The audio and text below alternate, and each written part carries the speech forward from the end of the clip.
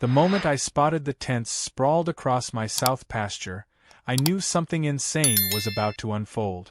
You expect to find deer grazing or maybe a few wayward cattle, not a full-blown neighborhood camping trip complete with barbecues, boom boxes, and a shrieking woman waving a clipboard like a battle flag. At first, I thought maybe a group of lost hikers had stumbled onto my land, but then I saw the banners.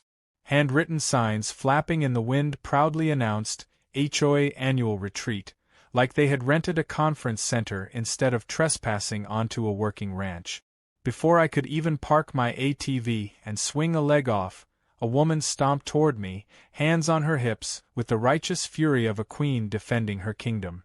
Her bright pink sun visor and massive sunglasses did nothing to soften the venom in her voice as she barked, "You are not authorized to be here, sir. This is a reserved area for HOA members only." I blinked, stunned, thinking she must be joking. I owned every square inch of this land. Before I could open my mouth to explain, she whipped out her cell phone and started shrieking into it about a dangerous man threatening peaceful families at their community event. Within seconds, she was dialing 911, describing me like I was an armed intruder instead of the landowner. That was the exact moment I knew this was not going to be an ordinary Saturday. I stayed mounted on my ATV, watching her parade up and down the field like she was leading an army. Behind her, families were setting up folding chairs and inflatable kiddie pools right next to my hay barn. Some kids were even poking sticks at my livestock fence, giggling as the cows nervously backed away. I had spent years building this ranch from nothing, pouring sweat into every fence post, every irrigation line, every blade of grass. To see it treated like a public park buffet made my blood simmer. But I kept my temper in check, because I knew how these situations went. You yell once and suddenly you are the bad guy, even when it is your name on the deed. Karen, as I had already mentally named the visor woman, strutted back over to me with her phone still pressed to her ear. "Help is on the way," she snapped, as if she had just saved the world. I asked her as calmly as I could who had given her permission to camp here. She looked at me like I had 3 heads. "The HOA board," she said proudly, as if she had dropped the name of the president himself. "We voted, and this is common land now. It is for the benefit of the neighborhood." I almost laughed, but managed to choke it down. Common land. That would have been hilarious if it were not so insulting. This was private property, 3 miles outside the nearest housing development, and the only commonality about it was that it commonly belonged to me and nobody else. Minutes later, I heard the faint whine of sirens in the distance, getting louder fast. Karen smirked and clapped her hands like she had just summoned an army. "You better get off this land before you get arrested," she chirped. Her followers, emboldened by the approaching sirens, cheered and waved their solo cups in the air like it was a tailgate party. I stayed put, arms crossed, eyes squinting into the sunlight, waiting. I had no intention of running from my own land. If anything, I was curious how deep Karen was willing to dig her own grave. 2 sheriff's vehicles pulled up in a cloud of dust, lights flashing. The deputies stepped out slowly, hands resting lightly on their belts, taking in the chaotic scene of tents, grills, and toddlers chasing chickens through the pasture. Karen sprinted toward them like a sprinter going for Olympic gold. "Officers," she cried dramatically, pointing at me, "that man is harassing us. He is a danger. He is ruining our HOA retreat." I watched the deputies exchange a look, one eyebrow arching higher than the other. The lead deputy, a grizzled man with a weathered face and kind eyes, scanned the area, then his gaze landed squarely on me. His face split into a wide grin. "Well, I will be," he chuckled, "if it isn't the king of the ranch himself. How you doing, buddy?" Karen's jaw hit the dirt. "You know him," she gasped. The deputy laughed and clapped me on the back. "Known him 20 years, he said cheerfully. "This here's his land, ma'am. Has been since before most of y'all even moved out here." Karen stuttered, stammered, then tried to recover by pulling out a stack of papers from her fanny pack. "Our bylaws give us access to natural spaces," she insisted, waving the papers wildly. The deputy took one look and snorted. "Ma'am, HOA rules stop at your property lines. You cannot just annex somebody else's ranch because you want a weekend getaway." Karen's face turned a fascinating shade of red, somewhere between fire engine and ripe tomato. She opened her mouth, probably to launch another barrage of nonsense, but the deputy held up his hand. "I am gonna give you folks a chance to leave peacefully," he said, real firm now. "Pack it up, clear out, no fines, no arrest. But if you stay after being told, it becomes criminal trespass, and we start hauling people off to jail." Karen was trembling with rage, visibly torn between obeying the law and her overwhelming desire to win. Behind her, the campers had started whispering, casting nervous glances at each other. A few were already yanking tent stakes out of the ground and tossing gear back into SUVs. The tide was turning, and Karen knew it. She rounded on me one last time, jabbing a finger in my direction. "This isn't over," she hissed. "You will hear from our lawyers." I smiled, slow and wide. "I sure hope so," I said. "Because I got a few calls to make myself." As Karen stormed off in a spray of dust and wounded pride, I swung back onto my ATV and watched the trespassers scatter like ants. But deep down, I knew it was not over. Not by a long shot. People like Karen never went down without a few more rounds of chaos. And this time, I was ready for whatever storm she wanted to unleash. The dust had barely settled after the last of the trespassers packed up their things when I spotted Karen lingering near the old oak tree by the fence line. While most of the other campers had the good sense to leave quietly, shame-faced and muttering apologies under their breath, Karen stayed planted like a statue, arms crossed, glaring at me like I had personally ruined her dream vacation. I could see her pacing back and forth, furiously punching things into her phone. I was not worried, though. I had the law, the land deeds, and common sense on my side. It was only a matter of time before reality caught up with her delusions. Or so I thought. Less than an hour later, the stillness of the ranch was shattered by the sight of Karen marching up the dirt driveway with a group of people trailing behind her like ducklings. Some of them were carrying clipboards, others were holding what looked suspiciously like printouts of official-looking documents. I leaned against the fence and waited, watching the parade approach with a mix of amusement and disbelief. Karen stopped about 20 feet away, planted her feet wide apart, and held up a sheaf of papers as if she were serving a royal proclamation.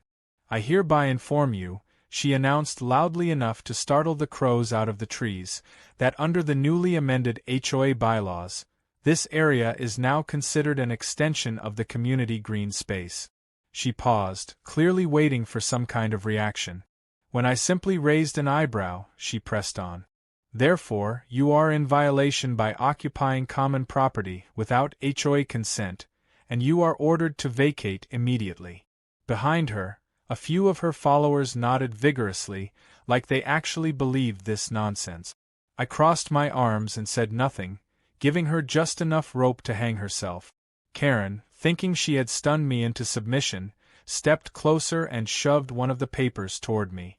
It was a grainy black and white map with a giant hand-drawn circle around my property and the words HOA territory scribbled across it in Sharpie. I almost laughed out loud but managed to keep a straight face. "Ma'am," I said slowly, just so there was no confusion, "you cannot just claim somebody else's land because you feel like it. This is private property. It has always been private property. And your HOA has no jurisdiction outside of your development." Karen's face twisted into something halfway between rage and smugness. "You will regret underestimating us," she hissed. "We have legal resources. You have been warned." With that, she spun on her heel and marched back to her group, barking orders like a general organizing an invasion. I decided it was time to make my next move before things got even more ridiculous. I spent the afternoon documenting everything. I took photos of the damage they had already caused, broken sections of fencing where kids had climbed, deep ruts in the field from vehicles, piles of litter scattered near the pond. I called my lawyer, a no-nonsense rancher's daughter who had been itching for a good case like this for months. After explaining the situation, she laughed and told me not to worry. She would draft a formal cease and desist notice first thing in the morning and have it hand-delivered to Karen herself. I thanked her and hung up feeling confident. Later that evening, just as the sun was slipping behind the hills and casting everything in gold and purple light, I heard shouting again from the south pasture. Curious but cautious, I saddled up my ATV and rolled down the dirt path to see what fresh madness was unfolding. To my amazement, Karen and her crew were erecting new tents, bigger ones this time, along with folding tables and even what looked like a portable stage. Somebody was setting up speakers and running extension cords across the grass, plugged into a portable generator humming away beside one of the trucks. It was not just camping now. It was a full-blown event. I drove up slowly, stopping a good distance away to avoid escalating anything. Karen saw me immediately and stormed over, her visor now replaced with a glittery captain's hat that made her look like the world's angriest cruise director. She thrust a laminated badge into my face that read HOA Event Coordinator and said smugly, "We are not leaving. This is a sanctioned community event. Your presence is no longer required." I stared at her, genuinely amazed at the depths of her delusion. "You were told to leave," I reminded her. "The sheriff told you. The law told you. This is private land. Trespassing is a crime. You really want to escalate this?" Karen's lips curled into a grin that sent a chill down my spine. "I have already filed a restraining order against you," she said sweetly. "You are now legally required to stay 100 yards away from any HOA member during official activities. If you come any closer, I can have you arrested." I blinked, momentarily speechless. It was like arguing with a brick wall that could yell back. A restraining order. Against me. On my own land. That was her master plan. My mind raced, thinking through the implications. I knew it would never hold up in real court, but if the local deputies came back and saw a paper filed with the county clerk, even a bogus one, they would be obligated to act until a judge threw it out. Karen had found a way to weaponize bureaucracy against me, at least temporarily. I clenched my jaw and fought down the urge to tear down every one of their stupid tents myself. That was what she wanted. She was goading me into a mistake. I needed to stay calm and outsmart her. I turned my ATV around slowly and rode back to the ranch house, thinking hard. Karen thought she had won a battle today. She thought she was clever, that she had found a loophole. But what she did not realize was that she had just handed me the biggest legal advantage yet.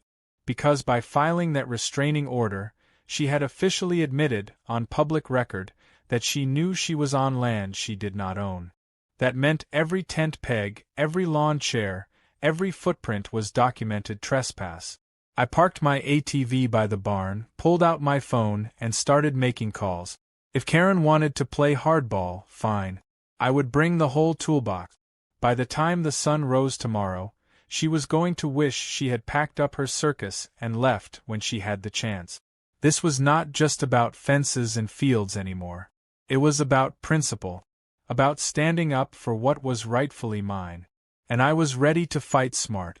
Ready to fight with everything I had. Because the ranch was not just my land. It was my life. And I was not about to let some HOA tyrant rewrite history with a laminated badge and a Sharpie map. The next morning I woke up early, well before the first hints of sunlight stretched across the horizon. I could not shake the feeling that today was going to be pivotal. Last night, after everything had settled down, I had gone through every document I could find on my property boundaries, ownership rights, and the local land use code. I even dug up a copy of the original land survey from when my grandfather had bought the ranch decades ago. I needed every piece of proof lined up because I knew Karen was not going to back down easily. She had tasted a little victory with that ridiculous restraining order, and people like her only got more dangerous when they thought they had the upper hand. As I drank my coffee on the porch and watched the mist rolling over the fields, I decided it was time to stop playing defense. It was time to take back my land on my own terms. I called the sheriff's office first thing, explaining the situation carefully. The deputy who answered was sympathetic but explained that unless I caught them in the act of committing a new crime or could show immediate danger, they were reluctant to get involved again without a judge's explicit order. That suited me just fine because I had a different plan forming in my mind, one that would make it crystal clear they were not welcome without laying a single finger on them. I spent the next few hours prepping the ranch like a man setting a trap, not for harm, but for undeniable proof. First, I checked the water system. Years ago, I had installed an underground sprinkler system designed to irrigate the lower pastures during dry spells. Most of the sprinklers were hidden in the grass and operated on timers. With a few adjustments, I reprogrammed the system to activate manually, with full pressure, and cover the entire south pasture where Karen and her followers had pitched their tents. It was harmless, just water after all, but enough to make camping a miserable experience. I grinned to myself as I imagined the chaos that was about to unfold. Around noon, I hopped on my ATV and made a slow loop around the property line, documenting everything with my phone. Karen and her little army were in full swing now. They had set up a row of buffet tables covered in salads, burgers, and pies. Someone had even brought a cotton candy machine. Kids were running wild, tearing up the fields, while adults lounged in camping chairs drinking soda and blaring music from massive portable speakers. It looked less like a retreat and more like a cheap festival thrown in the middle of nowhere. Karen, now wearing a sash that said HOA Queen in glitter letters, caught sight of me riding along the edge of the property and pointed dramatically. "He is stalking us again," she screeched. "Somebody call the sheriff." I kept my distance, stayed silent, and kept filming. That was important. I could not give them anything they could twist into aggression. I needed to be the calm one, the reasonable one, while Karen dug herself deeper into madness. When I was satisfied I had enough footage, I rode back up to the barn, parked, and activated the sprinkler system with the press of a button. The effect was immediate and spectacular. Hidden nozzles popped up from the ground with a hiss, and high-pressure jets of freezing cold well water erupted into the air. Within seconds, the south pasture was transformed into a muddy, soaking mess. Tents collapsed under the force of the spray. Plates of food were sent flying. Screams and shouts filled the air as adults and children alike ran for cover, slipping and sliding in the growing pools of mud. Karen stood in the middle of it all, drenched from head to toe, clutching her glittery sash like it was a life preserver.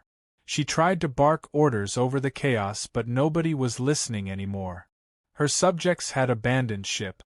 I stayed where I was, arms folded, watching from a safe distance. It was not just satisfying. It was necessary. They needed to understand that this land was not theirs to trample. Karen finally stumbled her way out of the spray and marched straight toward me, soaked, muddy, and furious beyond reason. "This is assault," she shrieked. "You are assaulting innocent families." I smiled politely and pointed at the sign mounted on the fence. "Private property. Trespassers will be soaked." I had added it last night as a little joke, but now it served as a perfect defense. Karen tried another tactic. She pulled out her phone and started live streaming, narrating dramatically about how an evil land baron was terrorizing hard-working HOA families. I just smiled wider and kept filming her antics right back. Every lie she spun was another nail in her coffin, especially when one of the drenched campers stomped past her, muttering about how he had told her this was a bad idea from the start. The cracks in her army were starting to show. As the afternoon wore on, more and more of her followers packed up and left. Trucks and SUVs rolled down the dirt road in a steady exodus. By sunset, only a handful of die-hard loyalists remained, clustered miserably around a single damp table like survivors of a shipwreck. Karen was red-eyed, furious, but still refusing to admit defeat. She spent most of the evening stomping around with her clipboard, taking notes and muttering about lawsuits and media coverage. I let her stew. I knew her options were running out fast. That night, as I sat by the fireplace with my dog curled up at my feet, I received an email from my lawyer. Attached were the formal trespass notices, complete with photo evidence, timestamps, and witness statements from a couple of neighboring ranchers who had seen the circus from the road. We would be filing in the morning. Karen had crossed every line she could, and now the consequences were coming whether she liked it or not. Still, I could not help but marvel at the sheer audacity of it all. Most people, when caught trespassing, would apologize, pack up, and leave with their dignity intact. Karen chose to escalate at every opportunity, digging herself into a hole so deep she might never find her way out. I had no idea what tomorrow would bring. But one thing was certain. The battle for the ranch was just getting started. And this time, I was not just fighting for my land. I was fighting to make sure that people like Karen never thought they could bully or cheat their way into stealing something that did not belong to them. Not now. Not ever. The morning sun had barely started warming the fields when I made my way into town, feeling a strange mix of anger and satisfaction.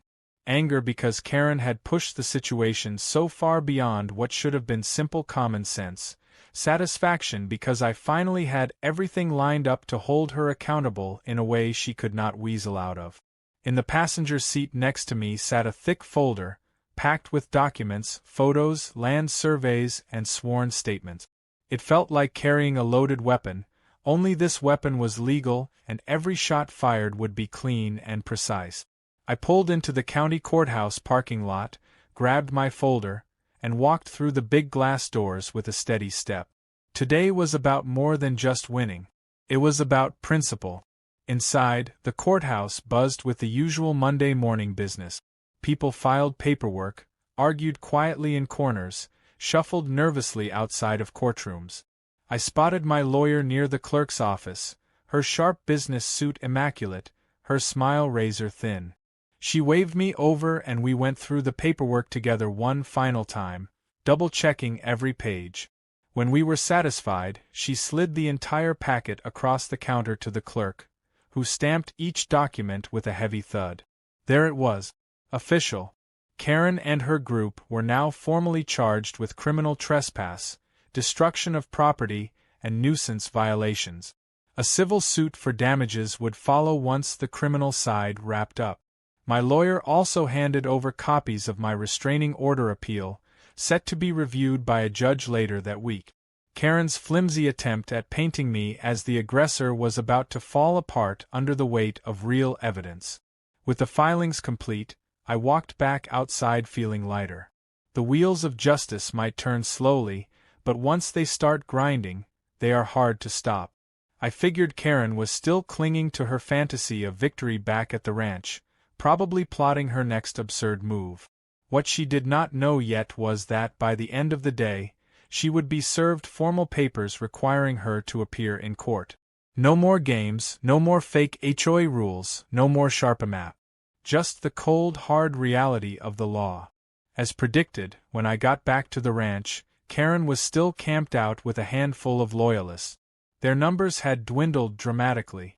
The once bustling campsite now looked pitiful, with sagging tents, scattered trash, and muddy ruts carved into the field. Karen spotted me driving up the main road and immediately stormed toward the fence, waving a stack of papers like they were weapons. "You are going to jail," she screeched. "We have filed an emergency injunction. You will be removed by force if necessary." I stayed seated in my truck, letting her rant, recording everything with my dashboard camera. It was like watching a toddler throw a tantrum after realizing nobody was coming to their tea party. About 20 minutes later, a county deputy rolled up the driveway, lights flashing but no siren. Karen puffed up with excitement, bouncing on the balls of her feet. "Here it comes," she shouted to her followers. "Justice." The deputy stepped out, adjusted his hat, and walked straight past her to me. "Afternoon," he said politely. "Got some papers for you. Standard notification for a court hearing regarding that restraining order. Also, separate notice for the countersuit you filed. Here are your copies." He handed me 2 neatly folded packets, tipped his hat, and turned back to Karen. "Ma'am, can I see you for a moment?" Karen strutted forward like she was being crowned queen. The deputy pulled out another set of papers and said calmly, "You are being served. Court summons regarding criminal trespass, nuisance violations, and property damage. Failure to appear will result in a bench warrant." Karen's face froze. Her mouth opened and closed like a fish gasping for air. "You cannot be serious," she finally managed to choke out. "I am the victim." He shrugged, clearly having heard it all before. "Tell it to the judge, ma'am." The mood shifted instantly. Her remaining supporters started packing up faster than ants fleeing a flooded anthill. Karen shouted after them, pleading, threatening, cajoling, but nobody wanted to stick around for what was coming. I watched from my truck, a strange calm settling over me. It was not about gloating. It was about finally seeing consequences catch up to actions. Real, undeniable consequences. The next few days were a whirlwind of paperwork, court appointments, and preparations. My lawyer worked fast and clean, anticipating every argument Karen might try to throw up as a smokescreen. On the day of the first hearing, I wore my best jeans and a clean button-down shirt, looking every bit the hard-working rancher who just wanted to protect his land. Karen showed up wearing a power suit 2 sizes too small and dragging a rolling suitcase stuffed with binders. She strutted into the courtroom like she was on a reality TV show, waving to the few reporters who had bothered to show up after hearing rumors about the case. When the judge entered, everyone stood. The proceedings began with the restraining order issue. Karen's lawyer, a tired-looking man who probably regretted taking her case, argued that I had harassed and intimidated innocent citizens exercising their right to public land access. My lawyer stood up calmly and produced the land deeds, surveys, video footage, and sworn statements showing Karen trespassing, building structures without permission, and refusing lawful orders to leave. The judge barely let Karen's lawyer finish before slamming down his gavel and declaring the restraining order dissolved immediately. Next came the trespassing charges. Karen tried to argue that HOA bylaws superseded local property laws, a claim so ridiculous the judge actually leaned back in his chair and rubbed his forehead like he was fighting a migraine. When my lawyer pointed out that Karen's HOA was located several miles away and had no jurisdiction beyond its own neighborhood fences, the judge looked ready to throw her out of the building entirely. In the end, Karen was found guilty of trespass and nuisance violations. She was ordered to pay damages for the property destruction, clean up the mess her group had left, and perform 100 hours of community service at the local animal shelter. The best part came when the judge handed down a final ruling regarding access to the private roads leading to her neighborhood. Since they had used the private ranch roads without permission during their little expedition, and since maintenance of those roads was legally mine, the HOA would now have to pay a monthly maintenance fee to continue using the access roads. In other words, Karen's HOA would be cutting me a check every month indefinitely. Karen's face turned a shade of purple I had never seen before. It was a small miracle she did not faint on the spot. As I walked out of the courthouse into the bright afternoon sun, I could not help but smile. The battle was over and the land had won. Not because I yelled the loudest or acted the meanest, but because I stood my ground, stayed smart, and trusted the truth to do the heavy lifting. Karen might have strutted in thinking she could rewrite the rules, but in the end, the land, the law, and a little stubborn patience had delivered a lesson she would never forget. The days that followed the court ruling felt like a long, slow exhale after holding my breath for weeks. The ranch returned to its normal rhythm, the cows grazing peacefully, the wind rustling through the tall grass, and the scent of fresh earth rising in the morning air. There were no more strange tents, no more shouted threats across the fields, no more blaring music disrupting the peace. It was as if the land itself had sighed in relief along with me. But the best part was not just the return to normalcy. It was watching Karen endure the consequences she had fought so hard to deny. There was something deeply satisfying about seeing justice unfold not in sudden explosions, but in quiet, steady steps that left no room for argument. Karen was ordered to begin her community service within 2 weeks of the ruling. The local animal shelter had taken great pleasure in accepting her assignment. The director, a grizzled old cowboy type with a sharp wit and no patience for nonsense, made it clear from day one that Karen would be doing the dirtiest, most thankless jobs they had. Cleaning out kennels, hauling bags of feed, scrubbing floors, and walking the meanest dogs in the midday heat.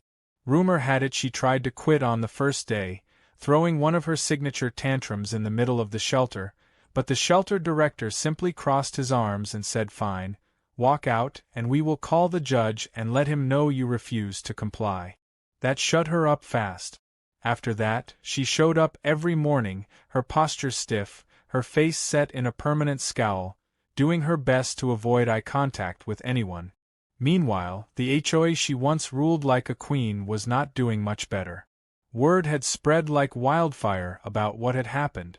People who had once whispered about Karen behind closed doors were now openly mocking her at town meetings and local events. The HOA board, desperate to distance themselves from her disaster, voted to strip her of her title and banned her from holding any leadership positions ever again. It was a stunning fall from grace, and Karen felt every inch of it. I saw her once at the grocery store, pushing a cart full of discount canned goods, her face hidden behind oversized sunglasses and a ball cap pulled low. She ducked her head and practically sprinted out of the store when she spotted me.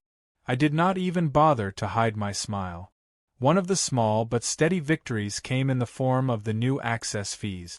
Every month, like clockwork, a check arrived from the HOA treasury, payable to me, for the maintenance of the private road they had so carelessly abused.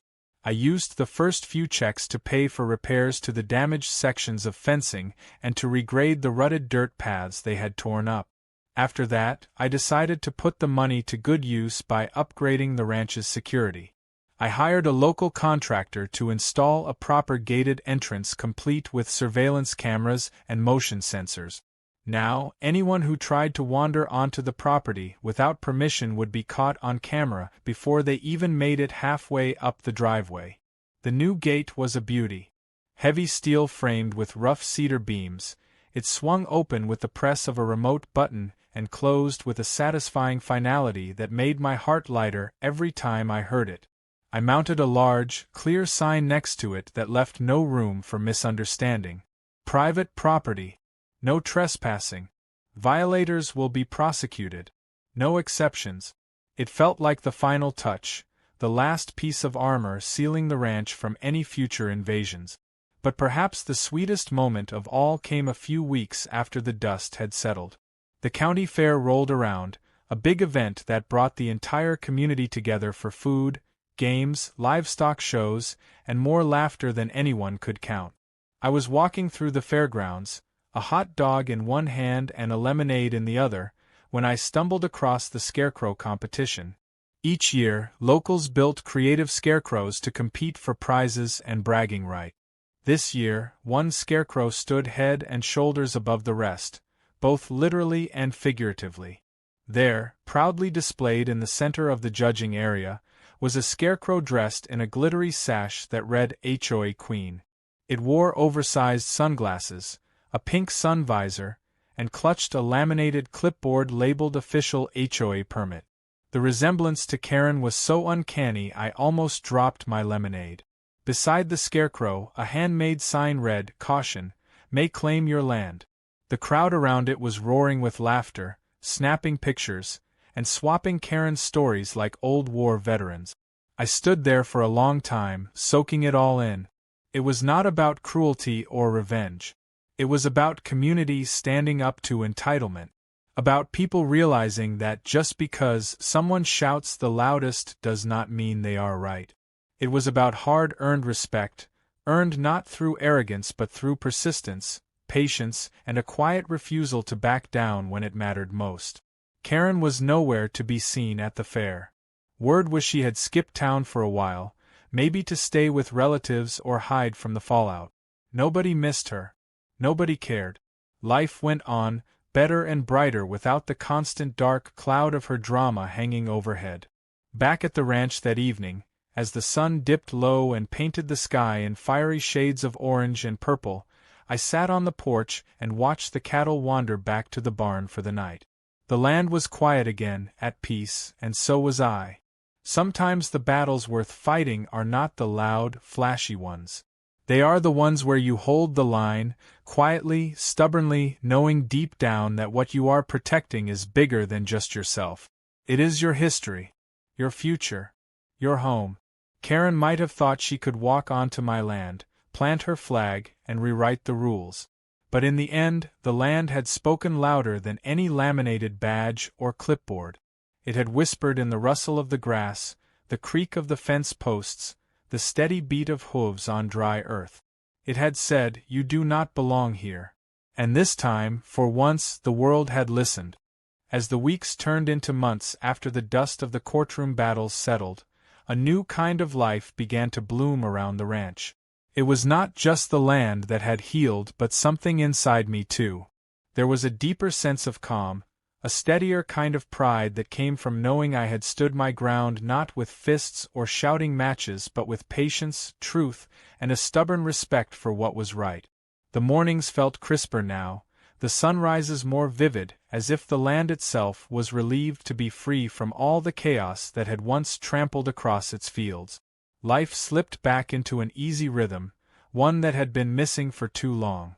The new gate stood as a silent guardian at the entrance to the property, a daily reminder that respect was not something that could be demanded with noise or threats but something earned through time and honesty.